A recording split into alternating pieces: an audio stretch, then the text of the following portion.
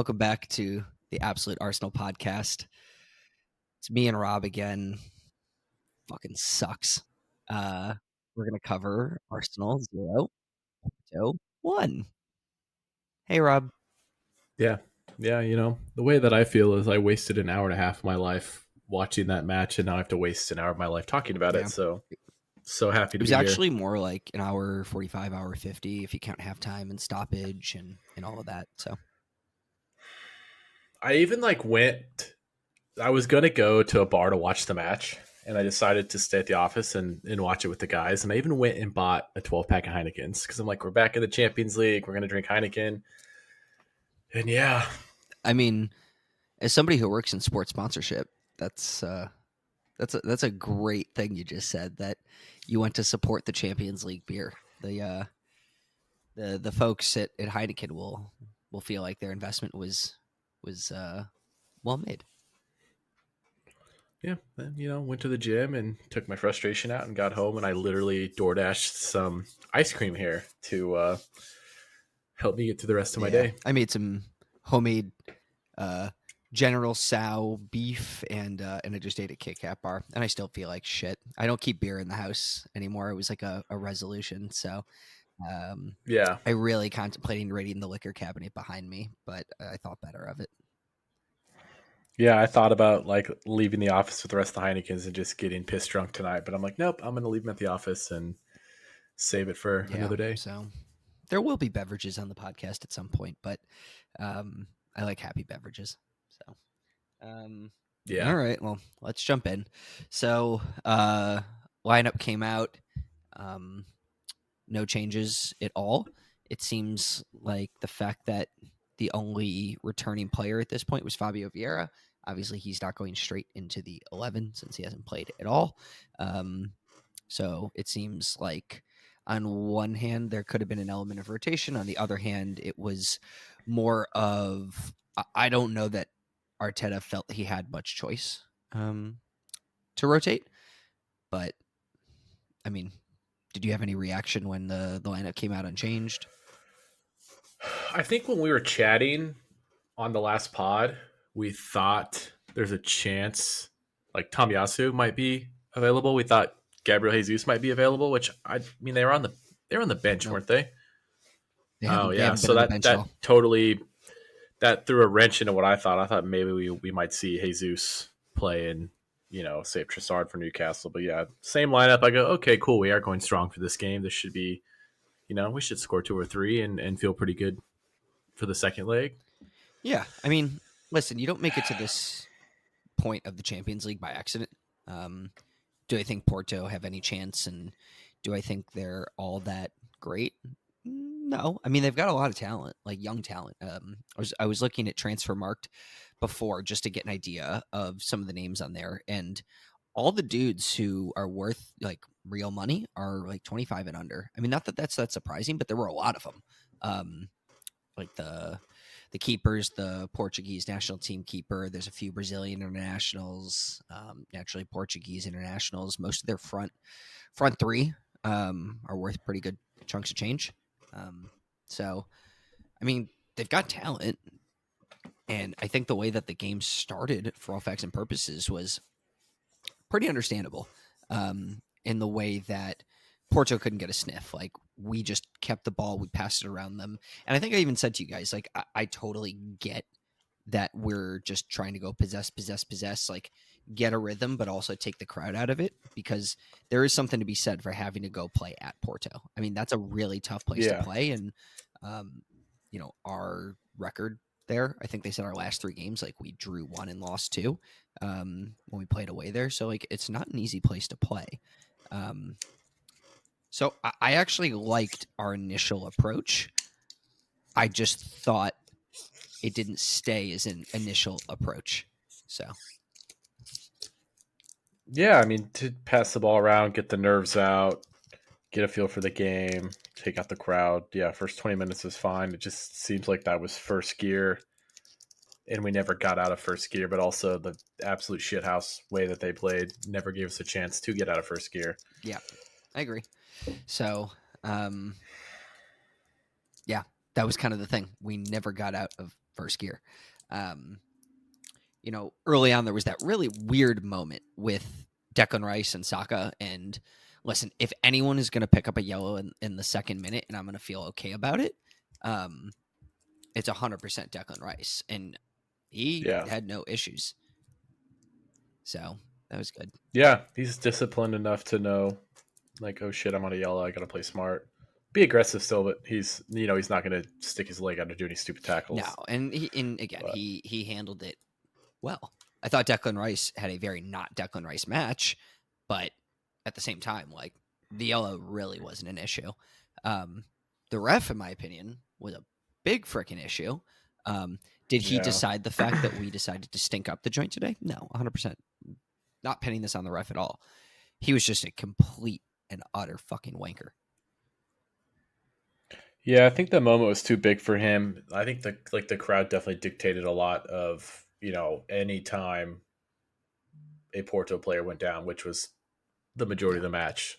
Play stopped. Like in the moment when one of their own guys stepped on their goalkeeper's foot, goalkeeper goes down. The guy that stepped on his foot has his hand raised, calling for a foul on the goalkeeper, and the fucking ref stops play. Insane. It was. I saw on Twitter. I was going to bring this up when this was. I think it was on the last podcast, but I completely forgot. Is like a bunch of guys are asking like once the ref was announced, like, oh, tell us about this guy because I think he's a He's Dutch Dutch. referee, and they said like he loves to call fouls and he will hand out yellows. So I thought for us like, oh yeah, I mean this is going to be great. We're probably going to see Saka get a bunch of guys in trouble because they're going to beat him up, but you have to applaud Porto for their horrible It shithouse worked. tactics because it sucks that works though. Like that's anti-football diving, and people still do it because you can get away with it. It's just Yeah. it sucks, and I don't know how you can watch that week in and Well, week I out. think as an American, like, you and I are as Yankee American as it gets. I would say there's no doubt we're American, and the crap that we get from people about us watching soccer and loving soccer is up. They're always flopping on the ground and they're always faking injuries. Yeah, And I'm always pushing against that. Like, listen, there are guys that do that, but like primarily, like it's a lot less of that, and they're really trying to stamp it out. For the most part, like it hasn't been anywhere near as bad as it's been, in other countries and on the international level at times and whatnot. But here's a stat from Sam Dean. He said the ball was in play for just 51.7% of tonight's match between Arsenal and Porto. That is by some distance the lowest percentage of any round of 16 ties so far this season. For Lazio versus Bayern, for example, it was 66.9, and that's from Opta.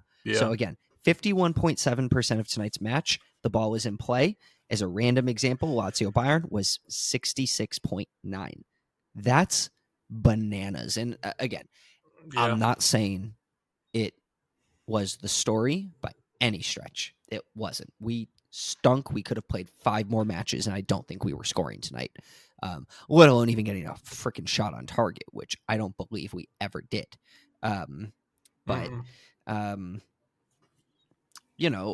I even wrote here, like every time we lost it, we won it right back. We possessed, we tried to invite their press so that we could then, penetrate it, get through it and move forward. And, you know, Raya was doing the best that he could. He had that one moment where he was really quick off his line, out wide on our right. Luckily he got back in time because the Porto ball boys, I mean, those guys got phenomenal instructions. Like it was unbelievably Yeah, annoying and frustrating for us, but those ball boys were going so far out of their way to not give us the ball in any timely manner, let alone even give it to us. They were just like dropping it where they were, like, yeah, go pick it up. And Porto, I mean, they were in full sprint mode and going all out for the Porto guys. So I don't know if there's something a ref is supposed to do about that or how that is handled. I mean, I know from our matches with Queensboro, like they absolutely do that, but on the pro level, I've just never really seen it so blatant like that. But credit to them because just like the Porto guys throwing themselves at the ground every time. the ref didn't do anything about it. Every corner it became a thing, and even the commentators come the second half were starting to say, "I wonder how many Porto guys are Oh going to end yeah, up on the ground at this set piece." yeah, And they were just throwing themselves down. I mean, there was times where there wasn't even contact, and they were going down, and they would go down, and they would grab the yeah, ball. And the ref, it was like that was Granit Xhaka's like one of his best things that he did was that fall on the ball and grab it, and he got the call every single time. And it would be so frustrating if he played for the other team. In this case, that's pretty much what happened. Um, so we get to the 22nd minute, and I forget which guy on Porto had the double miss where the ball came to him. He smacked the yeah. post, somehow quickly hit it to the other side of the post. So we should have been down 1-0 in the 22nd, even though we were dominating them. But I mean, I don't know what Saliba was doing.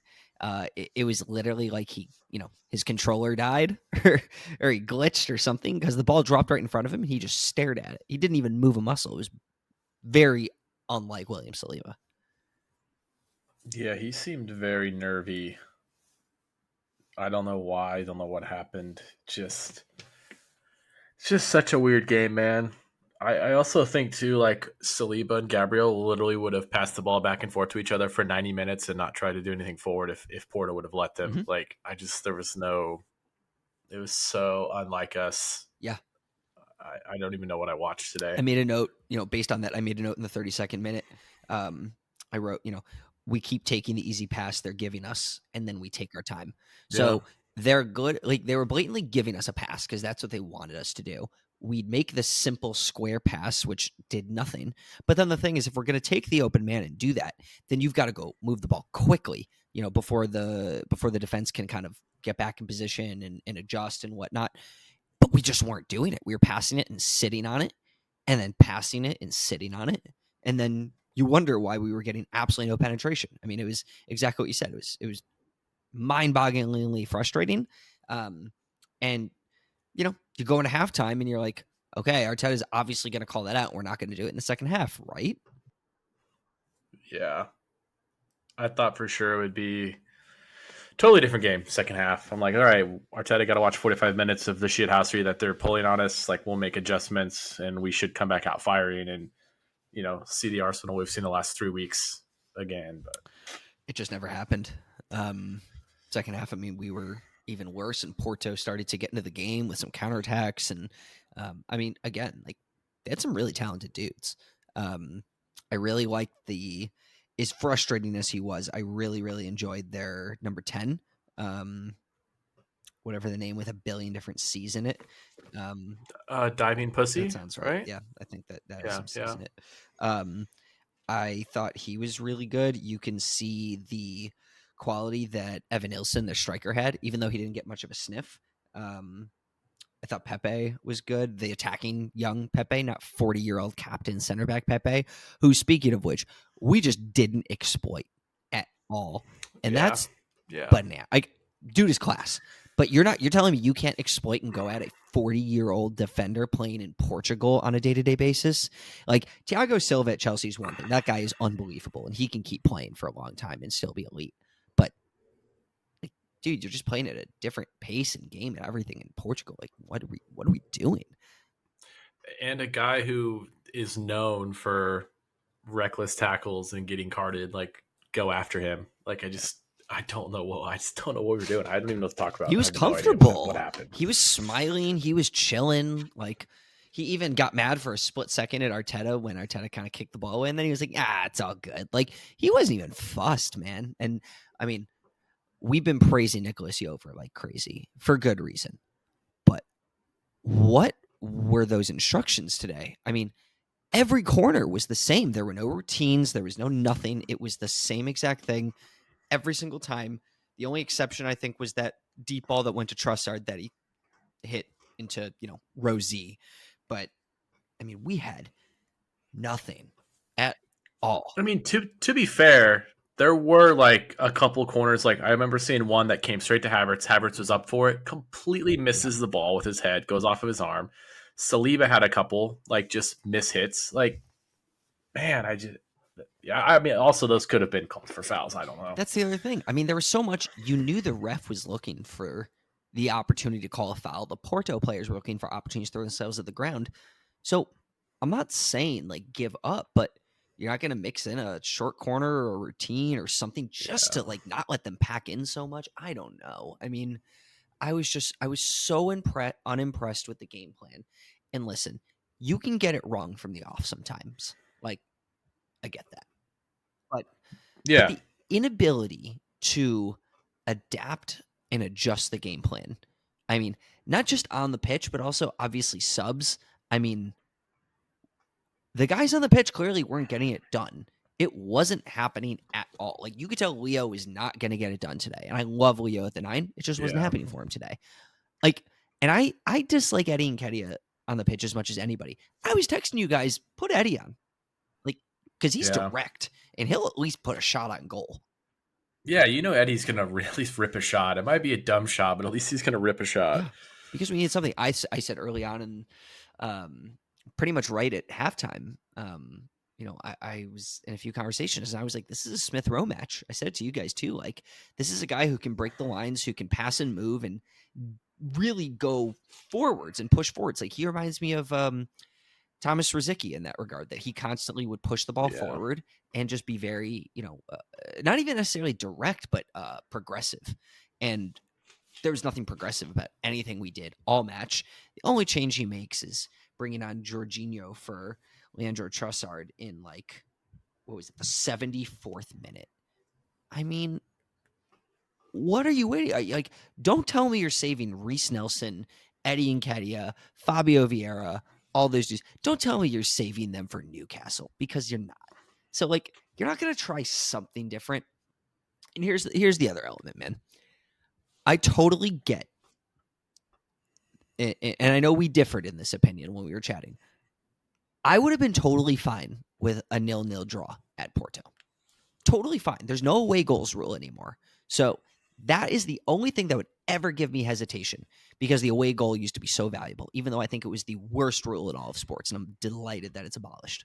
With that said, 0-0 at Porto is nothing to be upset about, because now you're going back to the Emirates with the crowd behind you, with more guys fit in 2 weeks' time, and we should crush them. I still think we're going to crush them when they come back, and we'll go on to the next round, personally.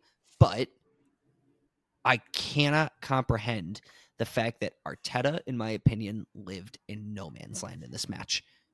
That's like I said a couple weeks ago. I talked about dead court in tennis. Arteta lived in dead court today, because he wasn't going for it in an attacking sense. He wasn't parking the bus. And when it came time to like the second half, come the 70th minute, 75th, and you can see we're not at it. He still couldn't make up his mind about what he wanted to do. Like, hey guys, let's push forward and go for it. Let me bring subs on. Or, hey, we're going to sit back and not do it. And there wasn't much in the way of subs to bring on in that regard. I mean, you could bring on like an El Neni. Jorginho still probably could have come on in that case.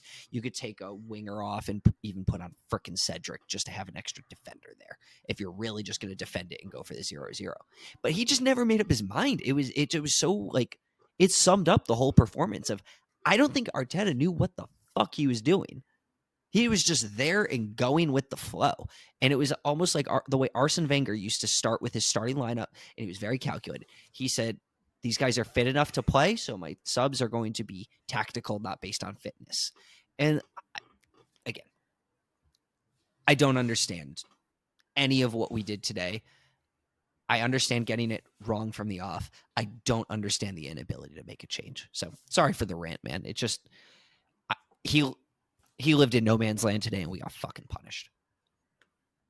Yeah, I think 2 points based upon what you said, and I mean, I pretty much agree with everything, is I think Arteta's initial game plan was, okay, I'm going to field the same 11 that have scored 14 goals in the last 3 games and have only given up a single goal, and they should be able to get it done.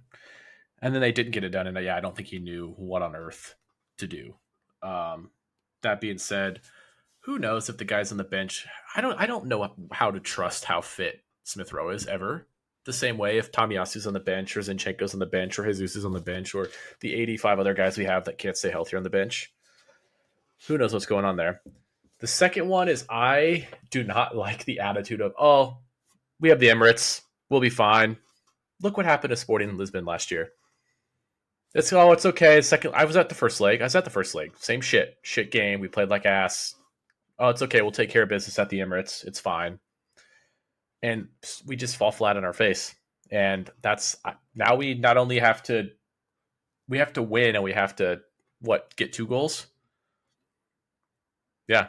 So I mean, in regulation, we just need to get 1, and then we go to extra time. But okay, yeah, but I don't like the attitude of like, oh, it's fine, it's at the Emirates, we'll be fine. Like, there's nothing in our history that tells us we're going to be fine. Second leg at home at Emirates, like we have no European pedigree to say, oh, it's fine, we'll go home, we'll handle the business, we'll whoop them 5-0, because they're going to sit in the smelliest, dirtiest 5-4-1 low block we've ever seen in the history of low blocks. And those guys are going to do the same thing. Anytime they're touched, they're falling to the ground. Hopefully we get a referee that does not allow that.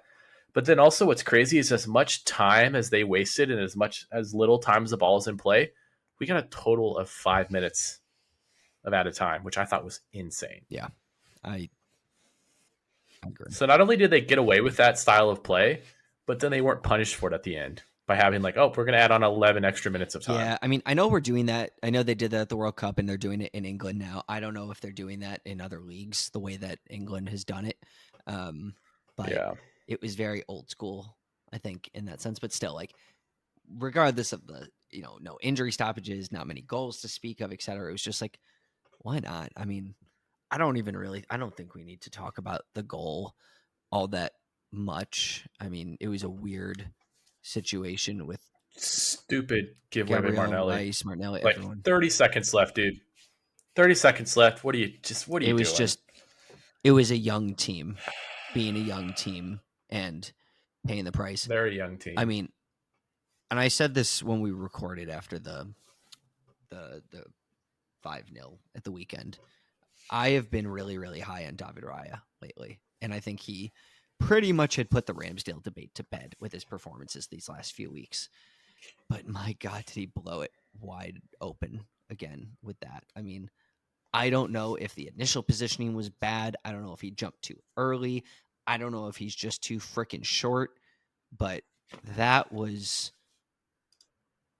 awful on so many levels that goal goes in. I mean, this is why you put the ball. This is why you shoot. That guy's goal right there is everything that was fucking wrong with our approach today, because the guy just took a shot and said, you know what? Fuck it. And it was on target. Do 99% of keepers save that shot? Yeah, abso-freaking-lutely. And I'm so sick of Raya's keeping side of things. The distribution is great. The quickness to counter is great. The actual keeping, I mean, he's been good on crosses, but saving shots and stuff, I've just been like, I don't think he's it, man. Like, and it sucks because I really just want this to be done, but I don't know that he's it. And I really, really like most of his game. But if you're going to be that average at actually keeping, I think we got to upgrade. And now we got this huge fucking problem because we can't keep Ramsdale anymore. We're stuck with Raya. Whenever Arteta finally turns on him, like, then we got to do this all over again.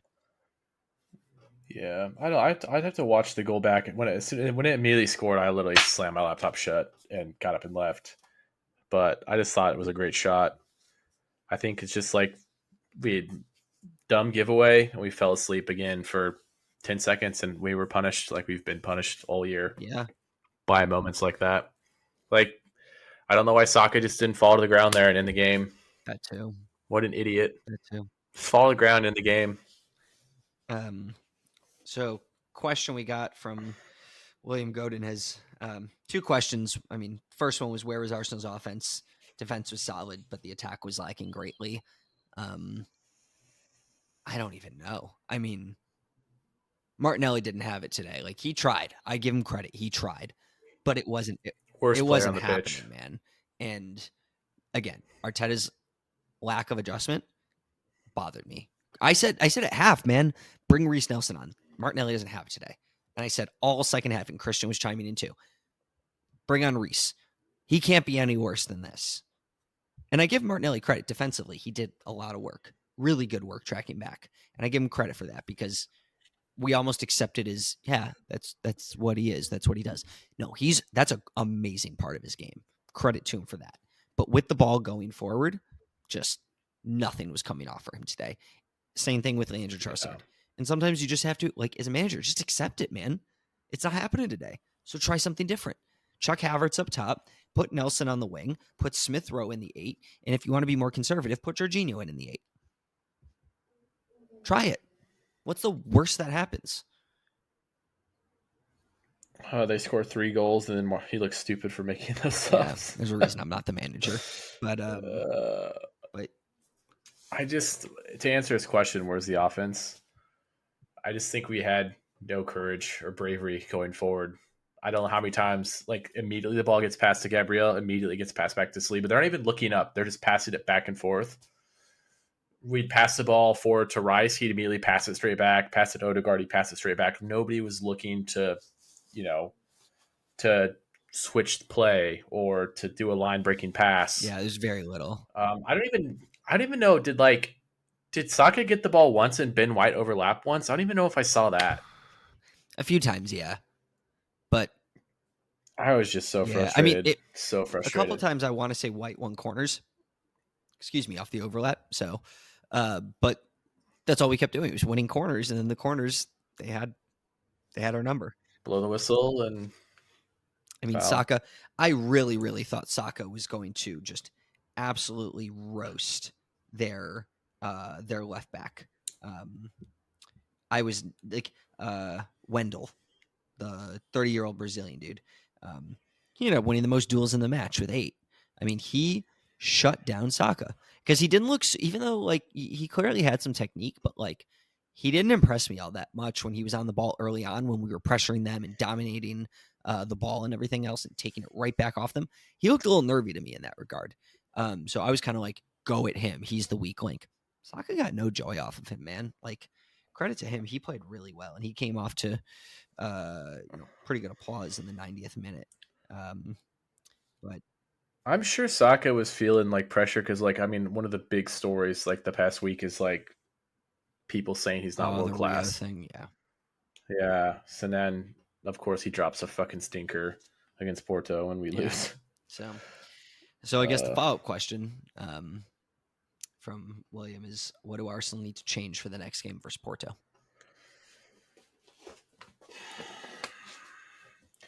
I just am sick of us. I feel like too many times we let the other team dictate how we play. And I think we need to, instead of us coming out in like slow possession, let's get a feel for it. We just need to come out and just go balls to the fucking wall and attack. That was one of the things we were best at last season, if you remember. I mean, we came out early and goals, we went at teams from the start. We jumped them on a regular basis. It was so impressive. I think the lineup will look much different too. You know, you hope by then we have healthy Tomiyasu, healthy Partey, healthy Jesus, like a Zinchenko. I think Zinchenko's probably missed this game. Yeah. Like, you know, this was his Zinchenko I think he was game. probably. So I think, yeah, what changes is like, I think there's going to be a big lineup change. I think also having those players back who are more veterans will also help dictate the game more. But yeah, we just can't let them play that shithouse game of like letting them get like, I don't know what you change. Obviously, I think there's going to be a lot of eyes on what happened and the way that the game was played, the amount of times it went down, how little the ball was in play. So you'd think the next time the referees are going to be looking for that. You know, the line judges will be looking for that. And like, I don't think they're going to let them do that 2 games in a row. So, but yeah, I think we just need to, as it stands, we're knocked out of the Champions League. Yeah, I mean, so we need to attack. I'll put it this way, man. I am, and I know I said that I'm not worried. That doesn't mean I'm not going to be a little nervous, but I think with the Emirates behind us and that crowd, we're a much better team than Porto. There's no doubt about it. Yeah. But there's a reason the game isn't played on paper. There's a reason you actually play the matches, right? And I think that we will come out and we will win. And the second we get that first goal and it's a tie game, the Emirates is going to absolutely fucking erupt. And they're going to get behind the team. And hopefully they get behind them from the jump because we need that. But I think the second we get that first goal, we're going to pick the ball up out of the net, sprint back to the midline, and go right back at them again. And we will win. So, yeah, I think also to answer the question, yeah, there's going to be lineup changes. We're going to have more available to us. We're going to need to rotate more.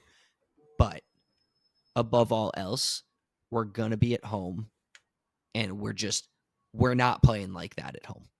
It's just not happening. And if we do, I mean, we're not just kissing Champions League goodbye. If that's what this team, folds into, we got way bigger problems. And again, I don't expect it to happen. I expect us to go completely all out, and this team's going to be pissed off and have a point to prove. And I hope we start to take it out on Newcastle at the weekend. But I think the biggest change is just like we're going to be at home and we're going to go at them. Because just like it's hard to play at Porto, it is fucking hard to come to the carpet at the Emirates and beat us. And we're not going to let that happen again. And on a positive note, I don't think anyone was injured. So, yeah. So we have, so then the match, it's actually 3 weeks time, not 2 weeks. So that's my fault. It's March 12th. You would think everyone is back. 3 weeks time, man. I mean, plenty of time for us to find some new injuries, but knock on wood. You would expect by then that we have some guys back. So we'll see. I mean, I'm hopeful. I don't even know what it's going to be like to watch this team with a Party Rice Odegaard midfield. Like, I don't know, like what's that going to be like? I mean, it's going to be fucking glorious. Probably good for the 2 games until Party gets hurt again, right? 2? Yeah, I'm being too generous. I think you are, but gosh, I could roast you for something that you texted. Oh, do it. Okay. Roast me. So you texted, let's sell Martinelli. Fuck yeah, dude.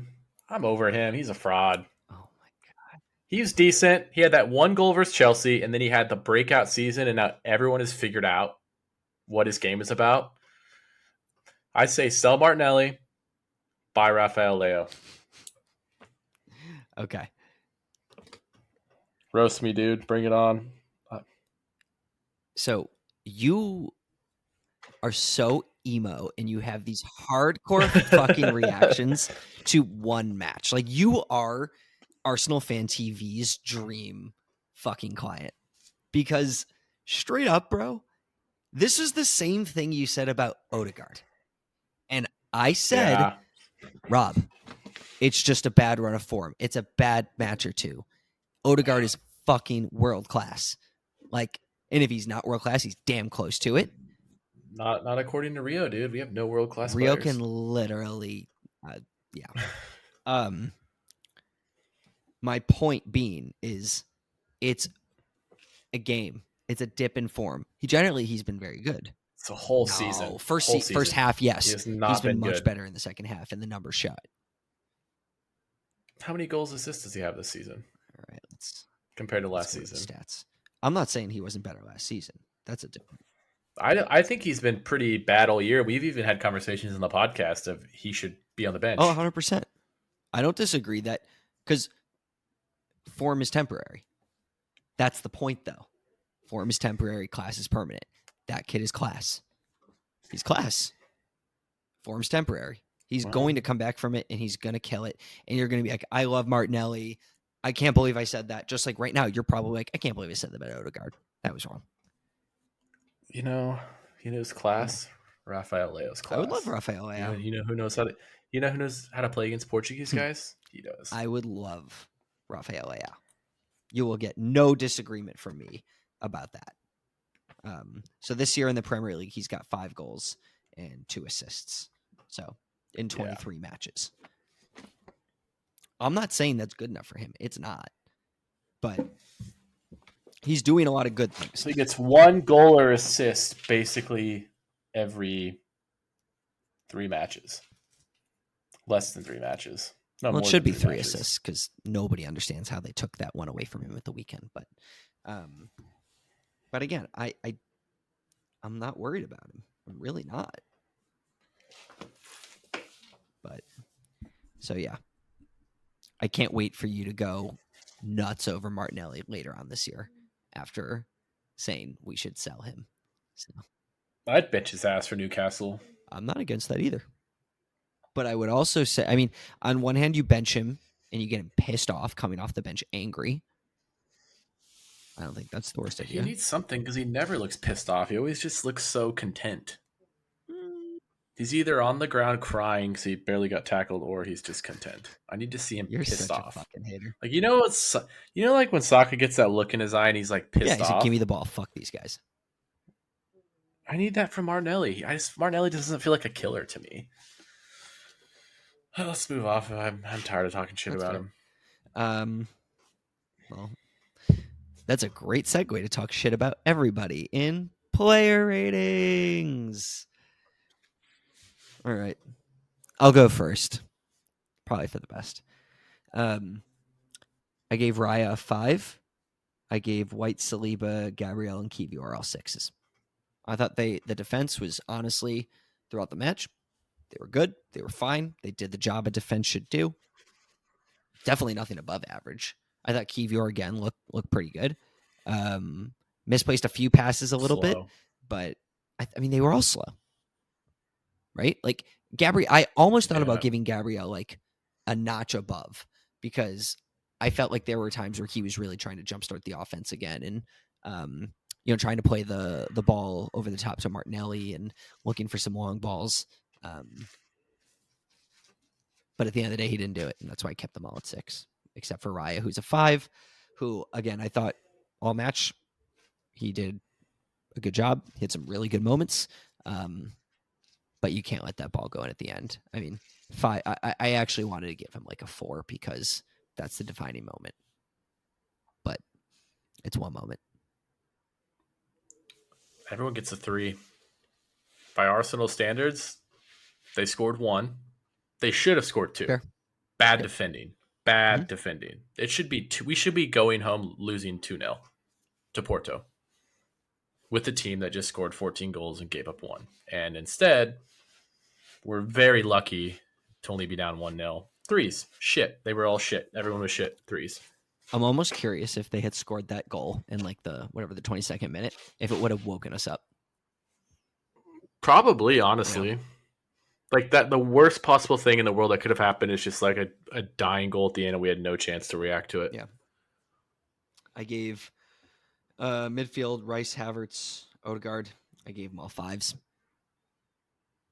I almost gave Rice lower, and I almost gave Odegaard a little higher because I did think Odegaard was trying everything he possibly could to find something. He did try to play some, kind of line splitting passes and some long balls and, really trying to whip diagonals. I mean, he tried a little bit, but he was also guilty of the same thing everyone else was, which was, I don't see an immediate way. I'd rather just play it really, really safe. So I'll give all the midfielders 4s because complacency, just like you said. I didn't see anything that said, I want to go win this game. We need a goal. We need to push forward. It was, I'm going to receive the ball and I'm going to pass it right back to my center back. Or, I'm going to make the simple 5-yard pass. So I'm intrigued. So why are you going to give the midfield 4s and the defense 3s? Because the defenders fell asleep on the Saliba specifically fell asleep on when they should have been up 1-0. And I think if I'm going to ping the midfielders on complacency, I'm going to ping the defenders on complacency, but the defenders also gave up. Technically, I'm going to say 2 goals. So I'm going to knock them down a notch. I just don't think that last goal was really all that much on the defenders. I mean, yeah, I agree with you there, but that was probably on Raya. I don't know, dude. I don't know. I'm going to give him 4s. They didn't piss me off. They didn't piss me off as much as it pissed me off to watch Saliba and Gabriel just pass the ball back and forth to each other nonstop. Listen, if there's ever a day to just say, "Fuck it, these are my ratings because I said so," this is the day. So, Yeah. lastly, in attack, I gave them all 4s. I almost gave Leo a 3. But again, they tried. Nothing happened. Porto did a good job on them. I don't want to take anything away from Porto because I think they did a pretty good job. But yeah, I just gave them all 4s. Trossard a 3 because he had that real chance off that corner, smashed it high, and then he had another shot too that he smashed way high. Other than that, I forgot he was in the game. Saka 3 because he crumbled under the pressure to rise to the occasion. I don't even know what he did that entire game. And I'm giving the worst player on the pitch, Martinelli, a 1.5. I think that's the worst game I've ever seen him play for Arsenal Football Club. And he had this stupid giveaway at the end that gave them the goal. Martinelli catching strays. And he had that one where he tried to send across him with his left foot and shanked it left. I'm just, 1.5 Martinelli. If you're listening, step your shit up. If I went to work tomorrow and performed like you performed, I might get fired. But instead, that weekly paycheck's going to hit and you're going to go about business. I hope he doesn't just go about business, but Arteta time. God. Yeah, I mean, we're not giving Jorginho a rating. He didn't. I'll give Jorginho a 6. He was fine. I'm not going to rate him as a sub. I was so pissed off by the game at that point. I don't even remember really watching him. He was fine. He tried. He didn't do anything special. What do you rate Arteta? Because we talked about this in the last podcast. We were so curious to see what ratings we were going to give him after this game and after the Newcastle game, because we thought there could be a lot of interesting tactical choices, which obviously players weren't fit. So the team, if we would have said last podcast, the team's going to be the exact same, we probably would have been fine with that. But what do you give Arteta? I'm going to go with what I wrote before. I try to do my ratings as close to the game as possible. So I'm going to go with what I wrote down, which was a 3. I would probably give him a 4 or 4.5. Okay. Mainly because I think he'd said he played the smart hand of this team is really hot. We know, I'm not going to change anything. Keep the same team out. Obviously, he didn't have the freedom to really change anything. But I think as the game went on, he just fell on his face and didn't know what to do. And I think I liked his post-game comments where he was like, they went down a lot. They disrupted the flow of the game. We didn't do what we needed to do. It looks like we owned up to it. So, I mean, again, I don't mean to beat a dead horse, but I have no issue with the lineup that he chose. I have no issue whatsoever with the lineup. I think it's a totally understandable decision, especially if you're going to get some guys back who could potentially take part at the weekend or something like that. We have to rotate. He said it from the jump, and the goal for this season was to upgrade depth so that we can rotate comfortably and not be playing Rob Holding. Right? Yeah. So injuries happen. He had nobody on the bench he could comfortably put in at defense in a game that was close. The only guy who's even close to that is Cedric. There was nobody else. There was another kid. I think Heaven was his name. I've never even heard of him. Yeah. Good for him. Midfield, again, there wasn't a whole lot. It was Jorginho.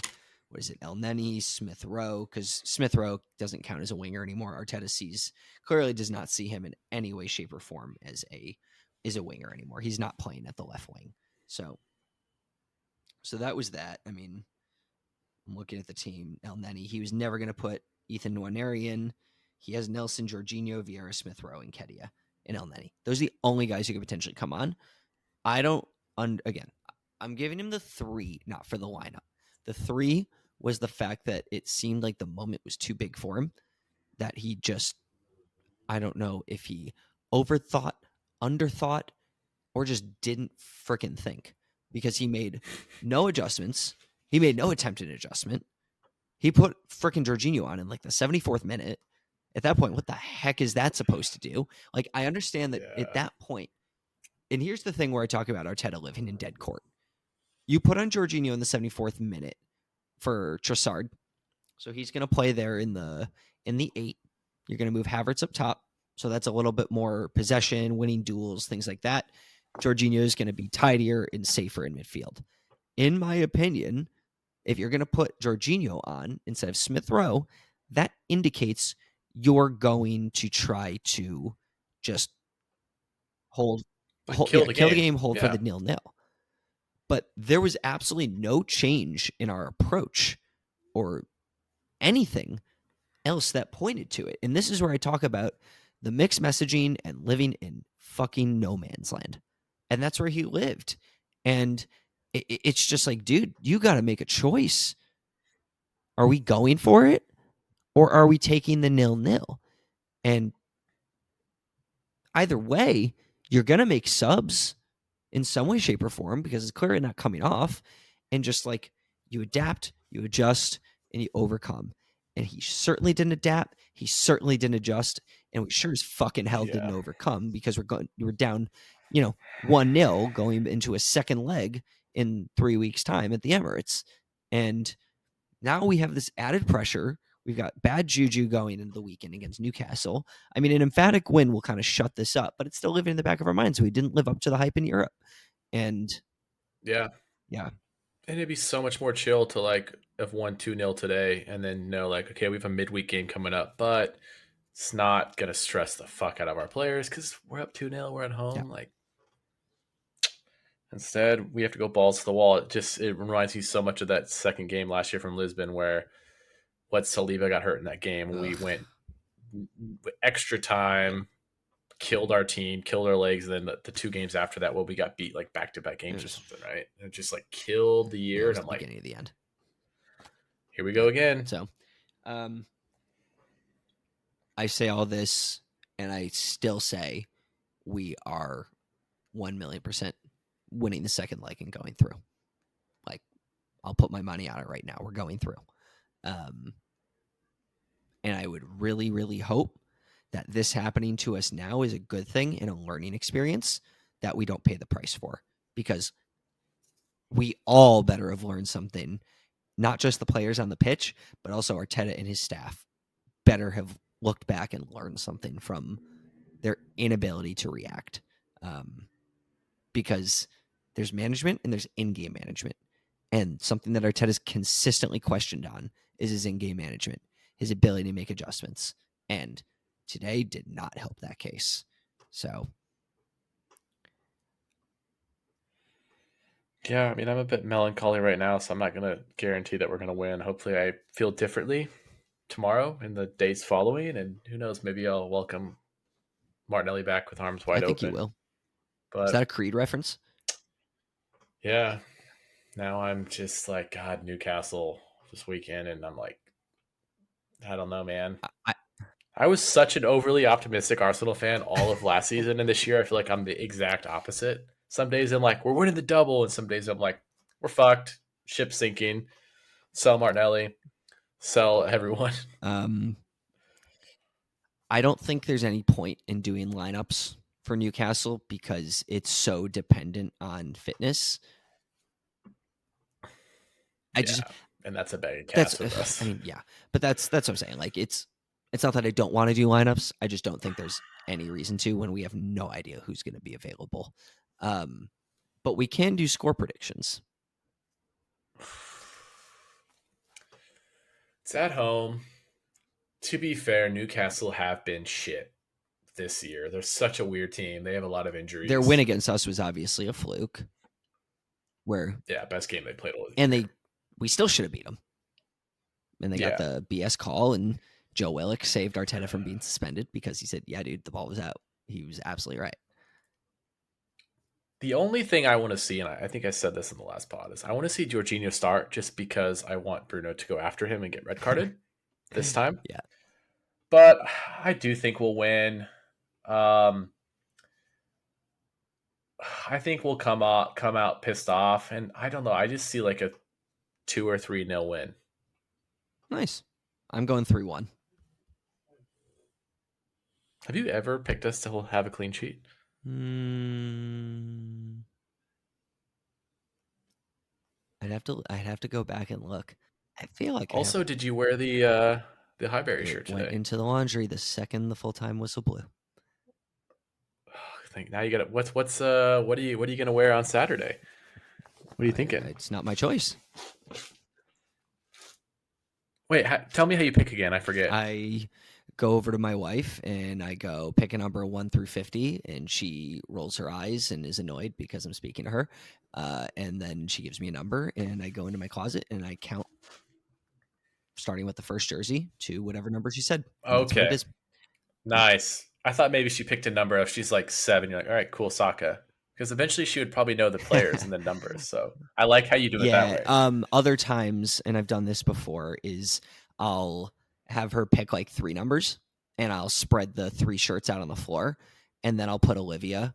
I mean, back when she was Yeah, crawling, I mean, now she's running, but yeah, and I have her crawl, and we would, but we do it like elimination style. So we'd pick like 5. I think it was the first time we picked like 5 shirts, and each time she picked one, it got taken away till we got down to the final 2, and then she was picking the winner.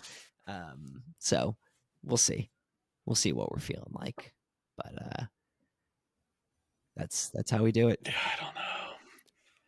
I'm not like superstitious with my shirts at all, but like I don't know. I don't know I what to keep wear. buying more. I just bought the Jamaica training top. So that just Yeah, came in.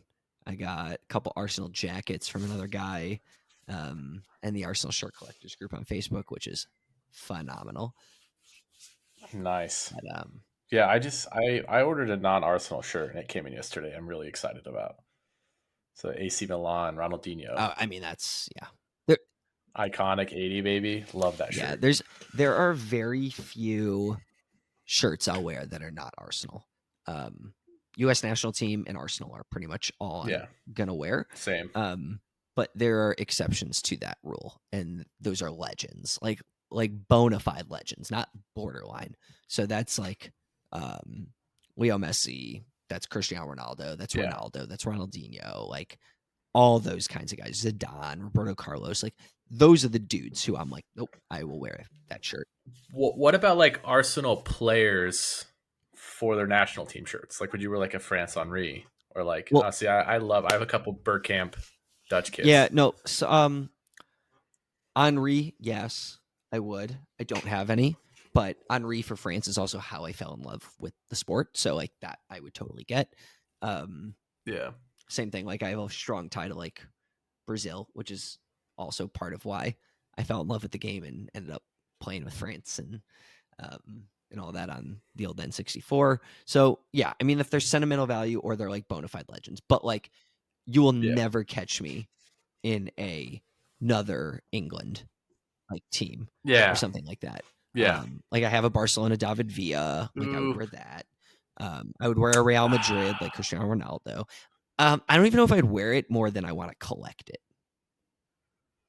yeah. I wore a 1995 Blackburn kit to the gym yesterday just because I love their crest and it's just a cool shirt. I mean, they were good then. They were really freaking good then. Yeah, I just love the rose, man. I think it's such a sick crest. Yeah, no, I'm with that. There's some really good crests, especially the older ones, and you're around them all the Yeah. time. So I hate to say this. I was uploading kits to the site and off topic, this sick ass old Spurs Klinsman kit. We wore number 33. I hate Spurs, but I sent this to my buddy. I go, this kit is sick. You should buy it. Never seen that kit, yeah, I mean, but I have somewhat of an affinity for Klinsman after his his signing with the US national team was huge. I mean, obviously you couldn't pay yeah. me any amount of money to wear a Spurs kit. Like it just like I mean, everyone has their price. If you're like, hey, here's $5 million, wear this Spurs kit. Yeah, I would Yeah, do it. I would do it. Um, but well, parting thoughts. Sad day, man. It's just crazy how I let this football team dictate a day in my life. There's like this quote that I love. I don't know who says it, but it's like something about people saying that football is a matter of life or death, and I can assure you that it's much more than that. That is how I felt today. Like driving home in the traffic, I'm just like, my fucking day is Yeah. ruined. Like I'm so sad, I'm so depressed, I'm anxious. And I'll hopefully wake up tomorrow and remember that I love this team, and there's a lot of moments of joy, and maybe I'll try to get to the Emirates and watch the Porto match at home. Yeah, that'd be awesome. I would love to make that trip. But only thing I'll say is, again, bad moment. I was I was very, very pissed when it happened, but I didn't react that strongly. It was almost like when we stunk and like bad things were happening. It was just like, yeah, we're just so bad. I just don't really care. That's kind of how I felt today. Not as on the whole, just like the performance was so bad. Like I was kind of like, yeah, we deserve that. But I think the other element is I am so supremely confident that this team will learn from it and move forward. And I think this is going to be one of the biggest tests of how have we grown since last year. Is this a moment that we crumble, or is this a moment that we learn from and move forward as a collective? And yeah, I think Newcastle and the performance and the way they come out from the jump will be very indicative of the answer to that question. So, can we talk about for 30 seconds how fucking amazing it's been to not have Christian here? I mean, Christian, we're joking. We love you. We he would have miss had you. a blast on this one. Oh, this is the podcast for him. He would have just laid into Arteta and laid into the players. Yeah. But I don't know. What do you think Christian would rather do? Praise Mikel Arteta or be kidnapped by a Colombian cartel? Be kidnapped. Be kidnapped. Yeah.